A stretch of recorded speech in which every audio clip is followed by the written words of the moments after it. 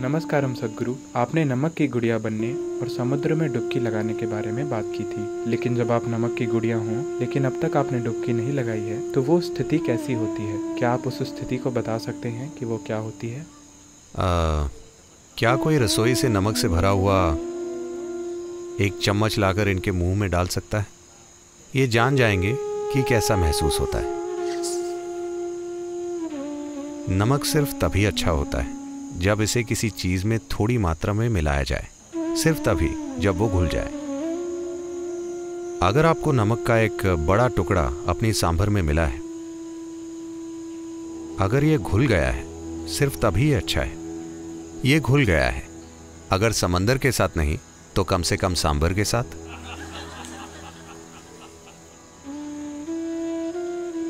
जब ये किसी चीज में घुल जाता है तो अच्छा होता है। अगर नमक का टुकड़ा बना रहता है तो ये बुरा है। तो जीवन भी वैसा महसूस होगा। अगर आप अलग थलग रहते हैं तो वैसा ही महसूस होगा। इस धरती पर ज्यादातर लोग do not know a moment of absolute ease. पूर्ण सहजता का एक पल नहीं जानते। आनंद को तो भूल ही जाइए, परमानंद भूल जाइए, किसी और चीज के बारे में भूल जाइए।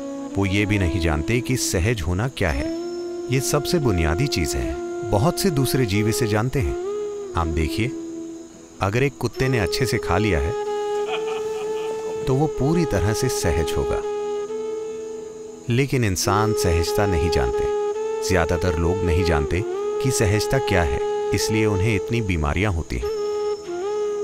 हाँ, बस यहां यूं ही बैठ पाने के लिए, बस यूं ही बैठने के लिए नहीं, हमेशा उथल पुथल जारी रहती। तो जीवन ऐसा ही होगा,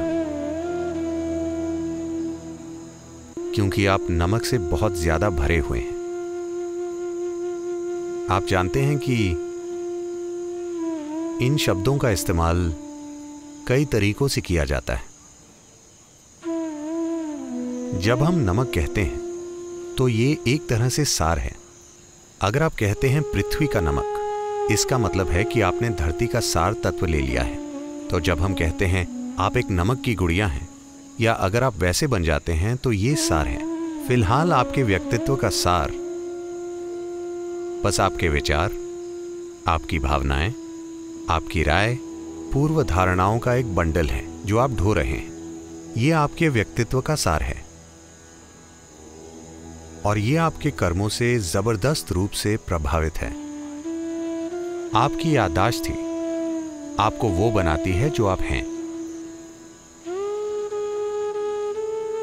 तो ये आपका नमक है। आपके व्यक्तित्व का सार बस वही है जो आपको कल या पिछले पल के बारे में याद है। अगर हम आपकी याददाश्त को बस आपके मन से ही नहीं, बल्कि आपके शरीर सहित सभी स्तरों पर मिटा दें, अगर आप सारी याददाश्त मिटा देते हैं तो कहीं भी व्यक्ति जैसी कोई चीज नहीं होगी। अगर कोई व्यक्ति नहीं हो तो बस जीवन होगा। अगर सिर्फ जीवन है, अगर आप जीवन के बस एक अंश के रूप में यहां बैठते हैं तो आप जीवन के रूप में धड़केंगे। अगर आप जीवन के रूप में धड़कते हैं तो आप तुरंत अनुभव करेंगे कि जीवन पूरे अस्तित्व के साथ तालमेल में घटित हो रहा है। कभी अलग से घटित नहीं होता, क्योंकि ये अलग नहीं रह सकता है, और ना ही ये कभी अलग रहा है। हमेशा हर चीज के साथ एक होकर रहा है। ये सिर्फ आपका व्यक्तित्व ही है जो अलग घटित हो रहा है। यही नमक है। आपके विचार, आपकी राय, आपकी फिलॉसफी, आपकी विचारधारा।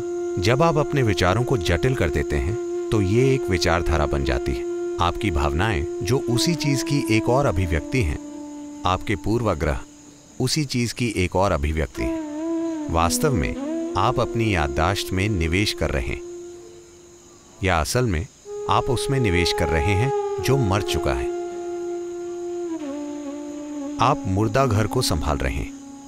आपका धंधा मुर्दों के साथ है। हर पल आपका जीवन उस बारे में है जो खत्म हो गया है। हर चीज जो आप हैं वो उस बारे में है जो पहले ही खत्म हो चुका है। तो चूंकि आप मुर्दा घर संभाल रहे हैं, तो आप एक खास उथल पुथल की स्थिति में रहेंगे। शंभो